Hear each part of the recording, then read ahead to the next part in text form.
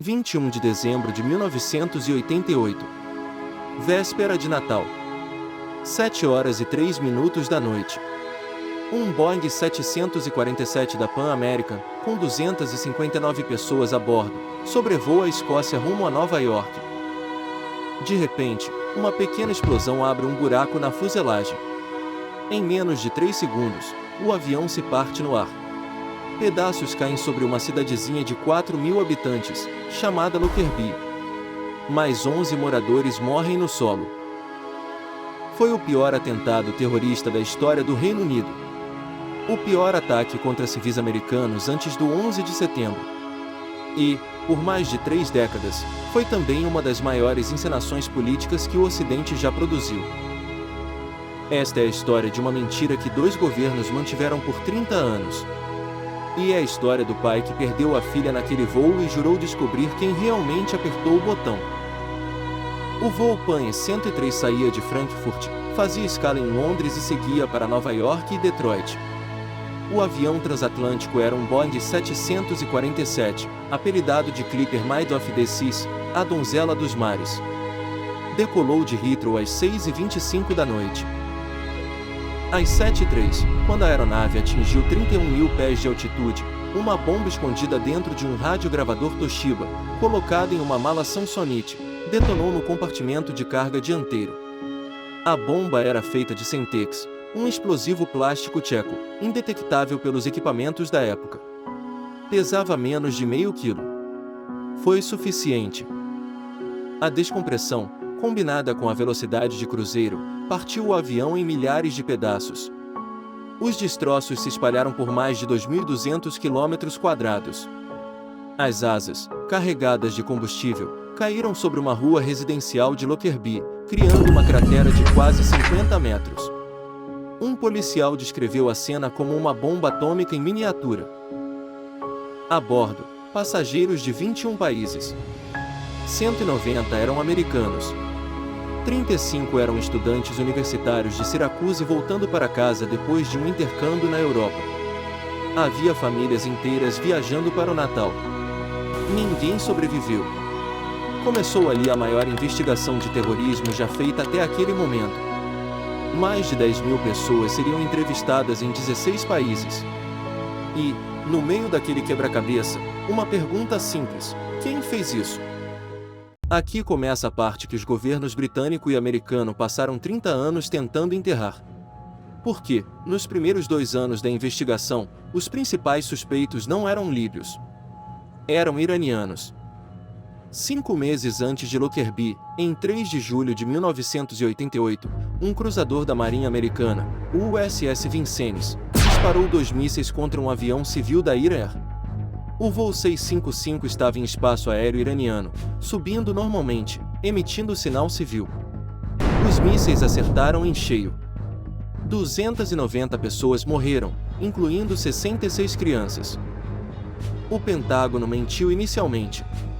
Disse que o avião estava descendo em ataque. Era mentira. O Vincennes estava ilegalmente dentro das águas territoriais do Irã. O capitão responsável, em vez de ser punido, recebeu a medalha da Legião de Mérito. E o governo Margaret Thatcher, no Reino Unido, apoiou imediatamente a versão americana. Documentos desclassificados recentemente mostram que Londres participou ativamente do acobertamento.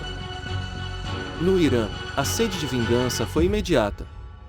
6 dias após o abate, em Beirute, agentes iranianos teriam se encontrado com a Frente Popular para a Libertação da Palestina Comando Geral, um grupo palestino radical sediado em Damasco, liderado por Ahmed Jibril. O pedido foi direto: derrubem aviões americanos. 2 meses antes de Lockerbie, a polícia alemã prendeu integrantes desse grupo em Frankfurt.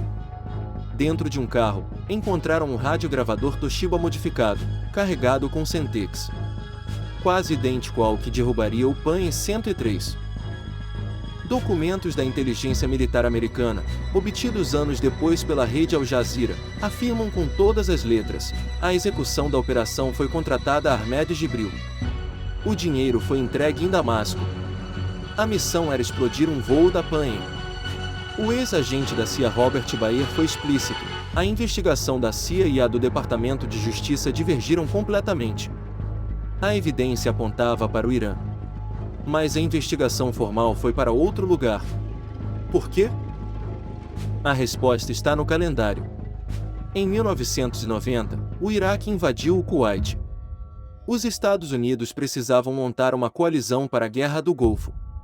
E precisavam da Síria como aliada e do Irã como neutro. Acusar formalmente esses países de terem derrubado um avião americano seria politicamente catastrófico. A solução veio em 1991. De repente, as investigações apontaram para 2 agentes da inteligência líbia. A Líbia de Muammar Gaddafi era o alvo perfeito. Pequena, isolada, odiada, sem aliados. A narrativa se encaixava como uma luva. O problema é que a evidência era, na melhor das hipóteses, frágil. Na pior, fabricada. Entre as vítimas do voo 103 havia uma jovem de 23 anos chamada Flora Margaret Sviri. Estudante de medicina, brilhante, filha mais velha do Dr. Jim Sviri, médico de clínica geral em Gloucestershire. Flora ia passar o Natal com um namorado americano. Comprou a passagem em cima da hora. Só conseguiu lugar porque funcionários da Embaixada dos Estados Unidos tinham cancelado suas reservas dias antes, depois de um aviso de ameaça de bomba. Um aviso que o governo americano escolheu não comunicar ao público. Flora morreu na explosão. Tinha 23 anos, 3 meses e 1 dia. Jim Sviri plantou uma floresta em memória da filha.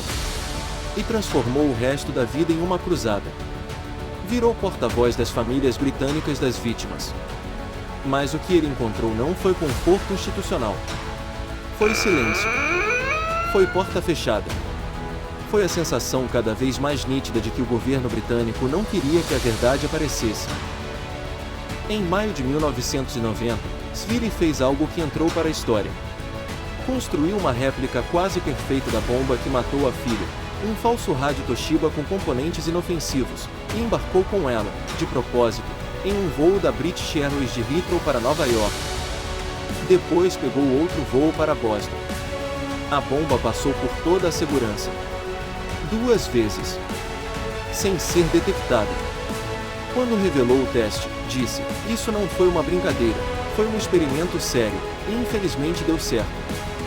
Mas Sviri estava apenas começando. Convencido de que a investigação estava sendo manipulada, ele fez o que quase nenhum parente de vítima havia feito antes. Viajou pessoalmente para a Líbia. Não uma vez. 5 vezes. E se encontrou, cara a cara, com Muammar Gaddafi. O primeiro encontro foi na tenda do ditador, em Trípoli. Sviri foi recebido por um círculo de guarda-costas femininas armadas com fuzis Kalashnikov. Ele havia levado uma fotografia de Flora. E levava, por dentro do paletó, um broche da Associação das Famílias Britânicas. No momento certo, prendeu o broche na lapela de Gaddafi. Um gesto carregado: "Você precisa reconhecer nossa dor." Ele não foi lá como ingênuo. Sabia exatamente quem Gaddafi era. Mas argumentou que Gaddafi, que havia perdido a própria filha, Hannah, em um bombardeio americano em 1986, talvez entendesse sua dor. E queria uma coisa: que Gaddafi entregasse os 2 acusados líbios para julgamento, desde que o julgamento fosse feito em um país neutro. Porque Sviri já desconfiava que um julgamento em Londres ou Washington seria um teatro. Foi Jim Sviri, junto com o professor escocês Robert Black, quem costurou a proposta que destravou tudo. O julgamento aconteceria em um antigo aeroporto militar americano na Holanda, chamado Camp Zeist, transformado em território escocês para fins legais. Gaddafi aceitou. O julgamento começou em 2000. A decisão de Sviri de ir até Gaddafi foi duramente criticada. Um ex-procurador comparou sua postura à síndrome de Estocolmo. Mas Sviri não recuou. Porque, para ele, era simples: se o processo não fosse justo, Flora teria morrido 2 vezes. Uma pela bomba. Outra pela mentira oficial. Em 31 de janeiro de 2001, os 3 juízes escoceses anunciaram o veredito. Fima, absolvido. Megrahi, culpado. Prisão perpétua. Jinsvili desmaiou ali, na sala. Teve que ser retirado de maca.